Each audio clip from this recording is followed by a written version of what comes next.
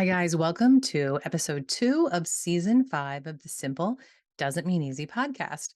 This season is all about the simple steps that we can take to improve our health. This episode, I'm sharing with you the number one most important thing that I have learned to do that has made a huge impact on improving my overall lifestyle. So, before we dive in, let me quickly remind you of this season's sponsor. It is one of my favorite places to go for all things related to seeds, sprouting, and storage of food. They have so many great options. Go to soulyrested.com/seeds, and there will be a link there to True Leaf Market and all of the products that I truly love that I get from them, along with a very special code to save you $10 off your purchase and make sure you get free shipping as well. Um, the number one thing I want to mention to you in this episode that you should go check out from them. Okay, never mind. There's two things I'm going to mention. Their fermented kit, their fermenting springs. I love them. They literally will compact to fit whatever amount of food you are fermenting in your jar. And it just needs a mason jar. You can use any size mason jar that you want, from a pint up to a half-gallon mason jar, and you just add your brine and your vegetables. These springs do all the work. They're fantastic at keeping your food under the brine and getting it to ferment beautifully. I love them. This is a great kit. And also, this time of year, I am sprouting daily in my kitchen. I have a fantastic sprout garden from True Leaf Market that I love. It's 3 levels. It always has me in fresh food in my kitchen. It takes just 3 days from beginning to end, and I have fresh food available to put on my salad, on my sandwiches, and my scrambled eggs. So check out their sprouting supplies too, and their sprouting seeds are fantastic. Whatever it is you're looking for, they have it if it's related to growing and preserving your food. So go to soulyrested.com/seeds and take advantage of that very limited time offer. Okay, so in the last episode of season 4, I broke down for you 6 tips that I learned to help me lose the 20 pounds that I did last summer. And in our last episode, I gave you 4 takeaways that I have learned over the course of 20 years and 2 different times that I worked at becoming more healthy and having a better lifestyle. And today I'm excited because I'm sharing with you the number one thing that I figured out. And I actually can't even take credit for it. I have to give credit to Kayla, my daughter, who has been so inspiring to me this time around at working at getting healthier. Um, it was her idea. She did it a little bit differently than I did, but I'm going to break down for you how we did it and why it worked. Before I do, I want to explain that, I mean, I've said it before. If you want to have a simpler life, a healthier life, you really have to underwhelm your schedule if you want to overwhelm your life with the good stuff. Like, I realize that anything we talk about here on the Simple Doesn't Mean Easy podcast requires effort. I mean, that's built into the name of the podcast, right? If you want a simpler life, it's going to require some effort. If you want a more healthy life, a more nutritious life, it's going to require some effort. But when I really took to heart the fact that, okay, these efforts are going to literally overwhelm me with good stuff and good outcomes, then I need to underwhelm my schedule. I can do this. I can make it a priority for the good stuff, right? And I can eliminate some of that excess stuff in my schedule that is wasting my time. So I don't know what that is for you, but there might be something you need to eliminate to really get yourself serious about what the season is about, to really be serious about your health. You're probably going to have to eliminate some junk in your schedule, some extra baggage on your calendar, but it's worth it. Trust me, it is so worth it. I mean, the way that life works, I think it's awesome that Like, how we spend our time, how we invest ourselves is returned to us manyfold, tenfold, 20-fold sometimes. Like, just one example of many in my life that I could recount to you. I remember when I decided I was going to give up my career. I was an editor for the world's largest credit card bank, and I liked the challenge of my everyday work. I wouldn't say that I loved the writing itself. I also did some writing, and I was pretty much writing junk mail. So I wouldn't say that I loved, the topic that I was writing about, but I liked my job, and I saw it as leading to better things, and I kind of had a plan of where I was heading, but I didn't hesitate to give up my career when I knew it was what I needed to do. I'm not saying that that's something that other women need to do at all, but in my situation, I knew I wanted to be home with my daughter, and I figured out how to make it possible. But at the time, I thought I was giving up everything, and I thought it was going to be given up for good. I remember thinking, "Well, I don't know how long I'm gonna be doing this, and I don't know how big our family will be. I don't know any of that, but however long it is, it's gonna be at least, when Logan if we do this for her whole school career, like, if that's even possible, I don't know if I could do that, but if I did, like, it's gonna be 20 years down the road before I, like, could think about going back into the workforce full time. Like, I don't know why I thought this all through because there are so many options, and that's not true. You can definitely homeschool your kids and work too. You can. But that's how I was thinking. And I remember thinking, but that's okay because I really know this is what I need to do. And I'm not going to worry about that. I'm not going to worry about when I'm old and gray, which I am now, old and gray, what I'm going to do with my life. That's not something I need to worry about. I need to focus on now. But the crazy thing is, Michelle of 20 years ago had no idea that she was so wrong because I was quote unquote giving up things, but what I gained was so much better. I got to know my four daughters very closely on a daily basis and have a deep relationship with each one of them in ways I never would have if I didn't give up my full-time job and choose to be at home with them. And then the bounty that has been returned to see them to be such amazing young women who are so well-rounded, who are living their lives to give glory to God, and they're using their talents and abilities that they developed throughout their childhood and throughout their high school years.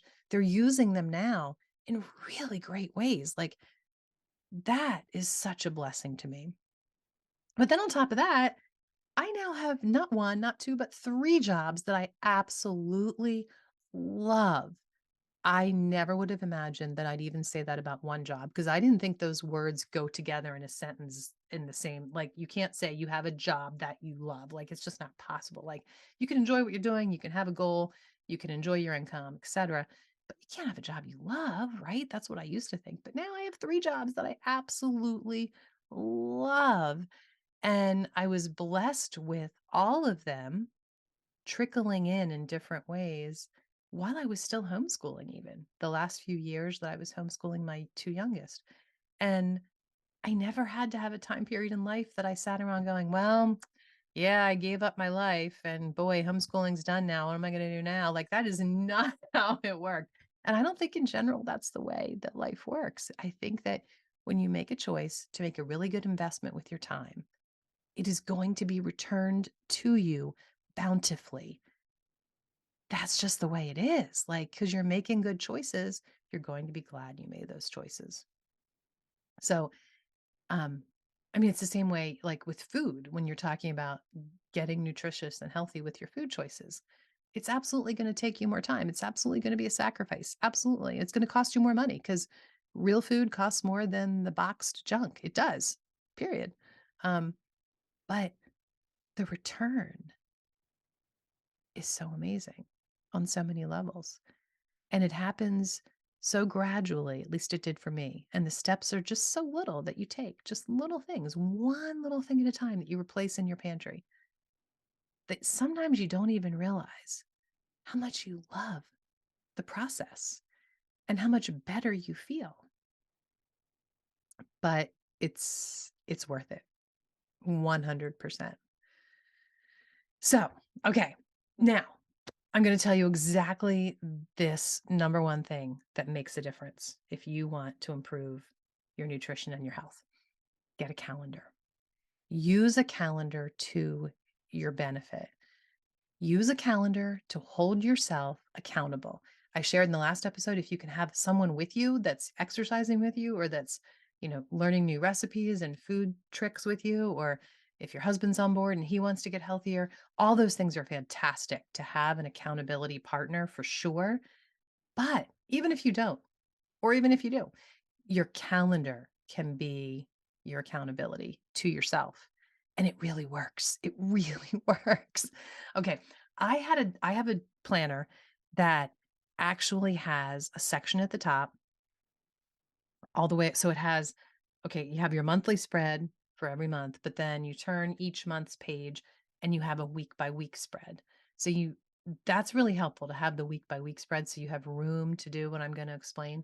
But you could also do it if you just have the monthly spread. It would just be a smaller little square you're working with, but you could do it.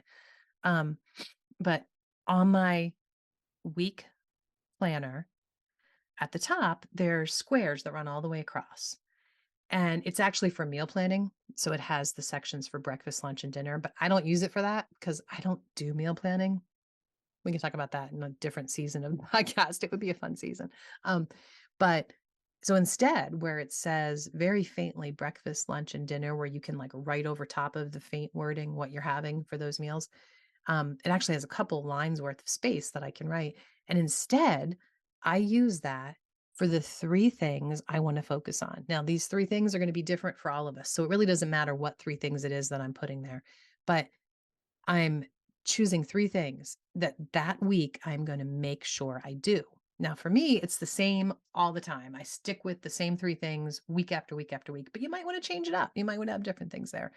Um, if you don't have a space on your planner like I do to literally write these things, Kayla's option, this is how she did it. She showed me her calendar and got me inspired to do this actually. She got 3 different color Sharpie or not Sharpies, highlighters and just put the highlighter line all the way across the week and put 3 different colors.